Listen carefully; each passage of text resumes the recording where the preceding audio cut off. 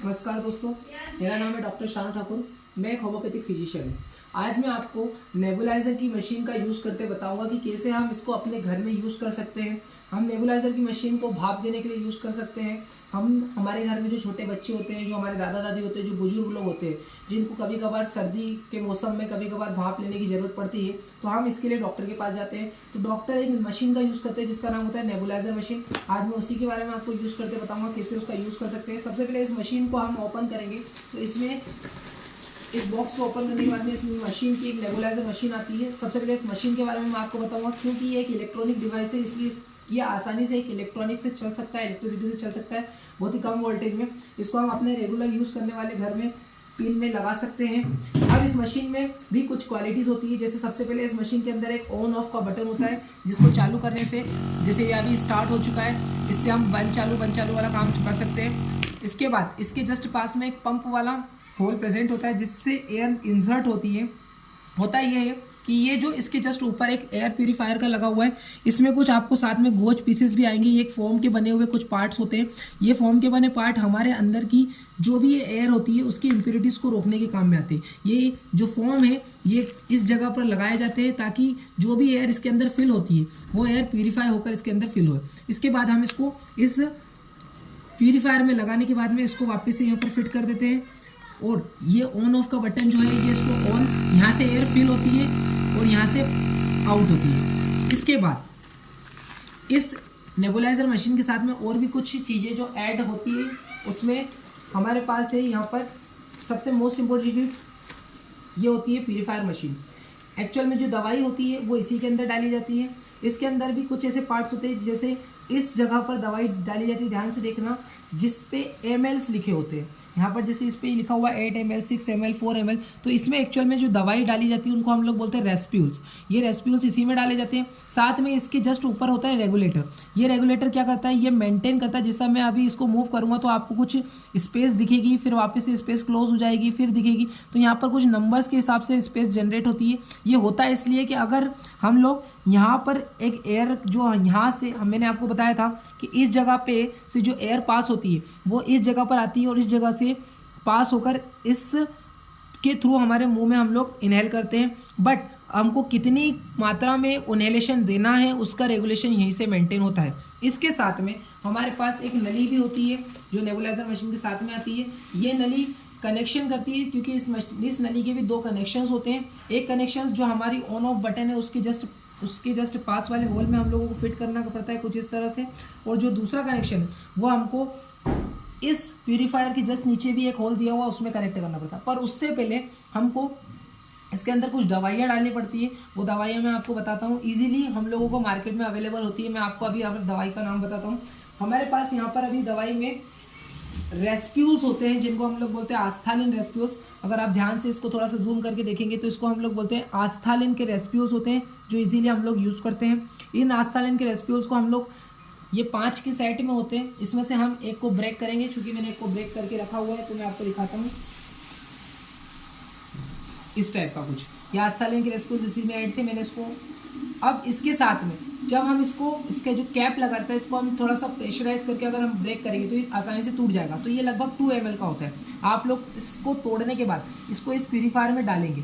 अब जैसे आपने इसको डाल दिया, इसके बाद इसमें अकेला इसको नहीं डालना चाहिए, इसके साथ में आपको एक 100 ml की NS की बोतल का यूज़ करना चाहिए। ये 100 ml की NS की बोतल आपको मार्केट में आसानी से मिल जाएगी।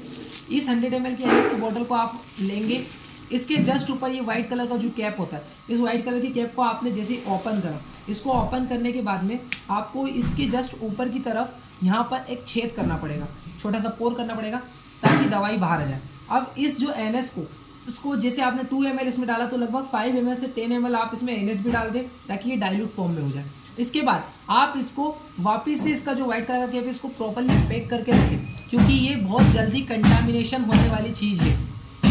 ठीक है, इसके बाद हमने जैसे इसमें दवाई डाल चुके थे, इसमें हमने NS डाल दी, हमारा रेस्प्यूल्स भी इसमें खाली कर दिया है। अब ये लगभग 10 ml का सोल्यूशन बन के तैयार हो गया है। अब इस 10 ml के सोल्यूशन को हमारे पास जो ये प्यूरीफायर है, इस प्यूरीफायर के जस्ट नीचे की तरफ हम इसको ऐड कर देंगे कुछ इस टाइप से। ये ऐड हो गया, ये अब तैयार हो गया, दवाई इसके अंदर लिक्विड फिल हो चुका है।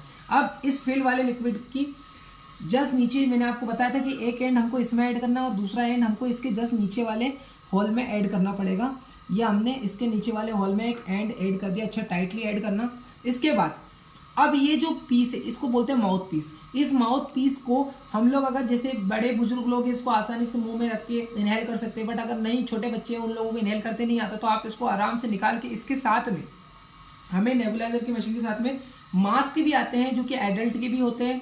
तो इस एडल्ट के मास्क और चाइल्ड मास्क, दो टाइप के मास्क इसमें निकलेंगे। एक मास्क जो छोटे बच्चों के लिए होता है, एक मास्क जो बड़े लोगों के लिए होता है, दादाजी हमारे बुजुर्ग लोग उनके लिए होता है। आप लोग जब भी मार्केट में ये जो मास्क आते हैं इनको डायरेक्टली ऐसे यूज नहीं कर सकते। इसको यूज करने के लिए आपको सबसे पहले अपने घर में कॉटन की स्वैब मिल जाएगी। आपको कॉटन का स्वैब मतलब समझ रहे हैं आप, जैसे हम लोग गोच पीस बोलते हैं। एक मेरे पास यहाँ पर अवेलेबल है अभी गोच पीस, कुछ इस टाइप से गोच पीस। इन गोच पीस को ये एक्चुअल में मार्केट में आपको मिल जाते हैं, गोच पीस के नाम से भी मिल सकते हैं। इन गोच पीस को आपको लेना पड़ेगा पहले। उसके बाद आपको सैनिटाइजर जो मार्केट में मिल सकता है, ये सैनिटाइजर इस टाइप का अल्कोहल सैनिटाइजर, इसको भी आप लें। इसको इसके अंदर ऐसे वॉश करने के लिए हम लोग इस सैनिटाइजर को इस गोच पीस के ऊपर डालेंगे। जैसे हमने सैनिटाइजर को गोच पीस के ऊपर डाला, फिर हम तुरंत इसको पूरा का पूरा अंदर से मास्क को पूरा वॉश करेंगे उस गोच पीस से।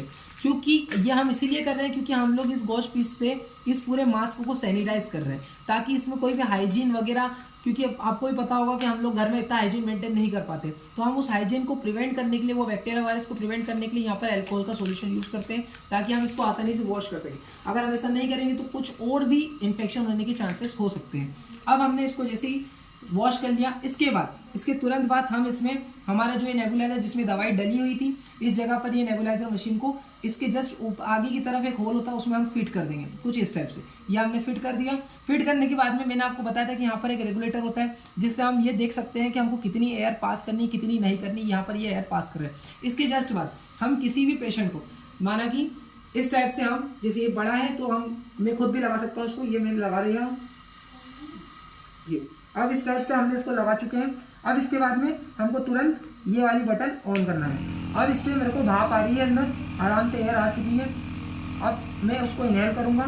ये आपको कब तक करना है, जब तक आपकी ये जो दवाई है तब तक ये खत्म ना हो जाए, तब तक आपको करना है। इसके बाद जैसे ही आपने ये दवाई खत्म कर दी, आपका ये पूरा इनहेलेशन हो चुका है, उसके तुरंत बाद इसको निकालने के तुरंत बाद इसको फिर से वॉश करना। जैसे मैंने अभी हाल आपको बताया, स्टेराइल करके अल्कोहल से फिर से इसको वॉश करके फिर इसको प्रिजर्व करके रखेंगे। इसी तरह से आप लोग हाइजीन मेंटेन करते रहें। और इस मशीन का किस तरह से यूज़ कर सकते हैं उसके लिए मैंने आपको तुरंत पूरा बता चुका हूँ। इसके लिए धन्यवाद आपका ये वीडियो देखने के लिए।